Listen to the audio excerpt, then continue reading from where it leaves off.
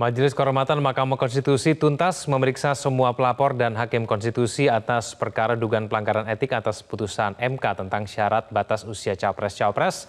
MK yang diketuai oleh Jimli Asyidiki selanjutnya akan memutus perkara ini pada pekan depan. Adakah sanksi berat yang akan diberikan MK terhadap 9 hakim konstitusi?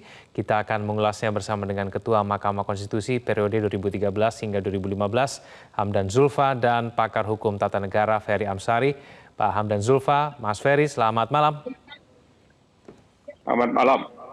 Ya, terima kasih atas waktunya Mas Ferry dan Pak Hamdan. Pak Hamdan, saya ke Anda dulu, sepekan sidang MK bergulir, apakah menurut Anda memang ini waktu yang cukup untuk menemukan ada atau tidaknya pelanggaran etik yang diduga dilakukan oleh hakim konstitusi? Ini kami tanyakan karena Ketua MK Jimli Asyidiki mempercepat pembacaan putusan dari yang tanggal semula 24 November menjadi tanggal 7. Iya, saya kira pemeriksaan etik itu tidak terlalu rumit ya.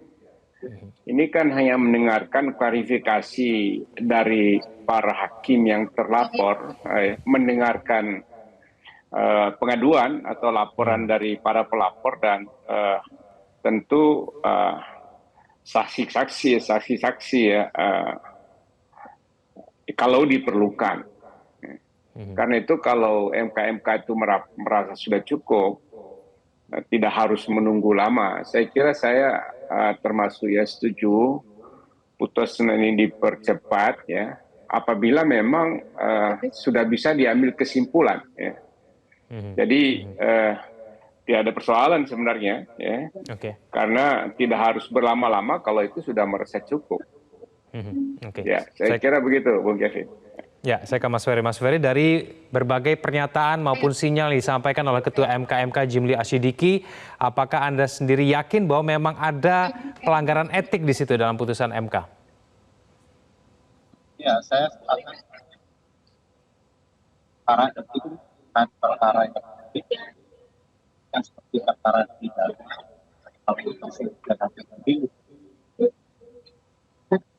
kalau sudah terbukti adanya pelanggaran konteks kepentingan, tentunya MK sudah bisa memutuskan. Misalnya, apakah Ketua MK itu betul paman Gibran, apakah putusan 90 hanya memberikan dampak dan manfaat pada Gibran? Tentu ini relasi konflik kepentingan sudah terjadi. Bahkan tidak perlu menunggu tanggal itu, saya sudah segera bacakan agar ada ruang mengupayakan kalau ternyata perkara nomor 9 bermasalah secara dalam prosesnya, mungkin bisa menempuh cara-cara lain memperbaiki. Sebab MK kan tidak bisa memperbaiki putusan MK yang bermasalah. Karena itu bukan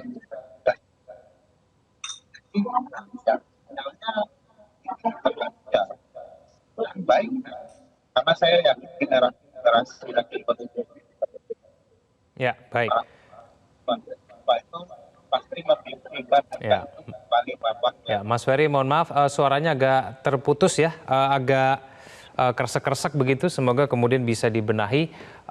Sambil menunggu proses komunikasi berjalan dengan lebih lancar, saya kembali ke Pak Hamdan. Pak Hamdan, Anwar Usman tidak mundur ketika kemudian menangani perkara yang berhubungan dengan keponakannya. Ini menjadi salah satu yang kemudian dilaporkan begitu. Dari hal ini saja, apakah memang sudah cukup membuktikan ada pelanggaran etik di situ?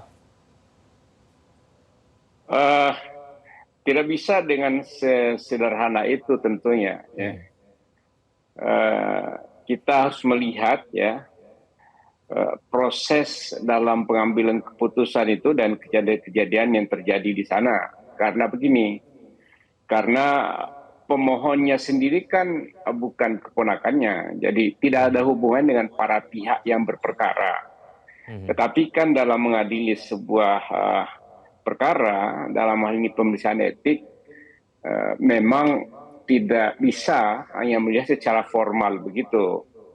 Jadi harus melihat secara lebih jauh sebenarnya apa yang diketahui, yang dirasakan oleh yang bersangkutan dan juga oleh para hakim yang lain terkait dengan adanya kepentingan langsung atau tidak langsung dari salah satu hakim dalam mengambil keputusan itu.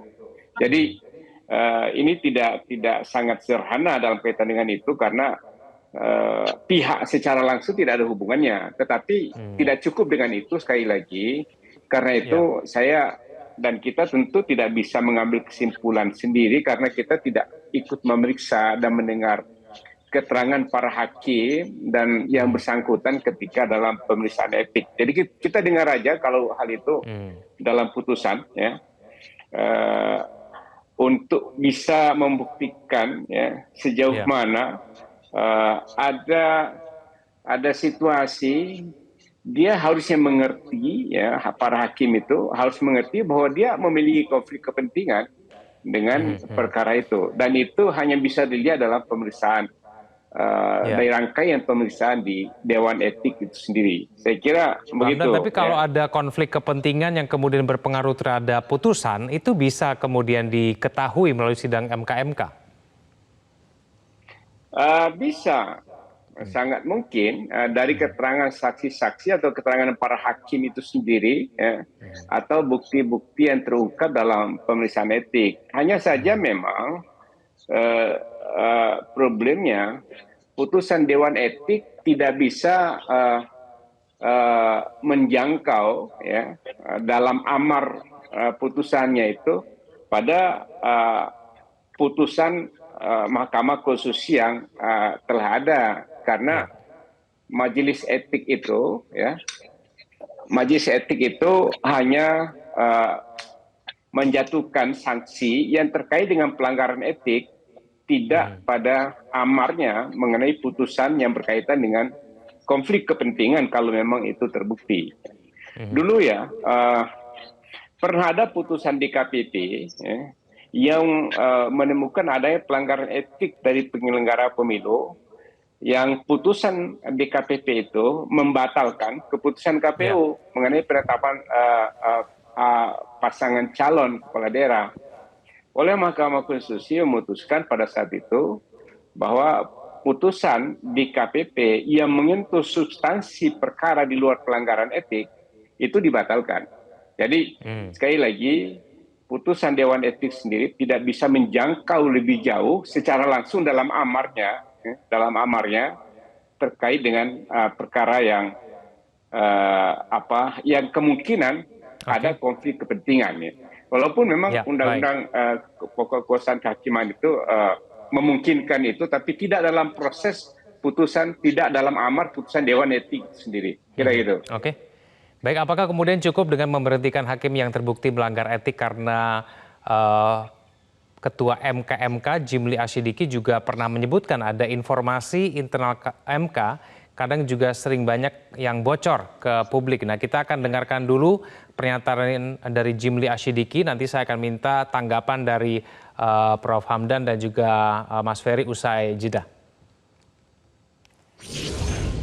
Tanpa harus menyebut siapa yang salah, yang jelas informasi rahasia di dalam kok di luar sudah pada tahu, detail sekali, ya kan?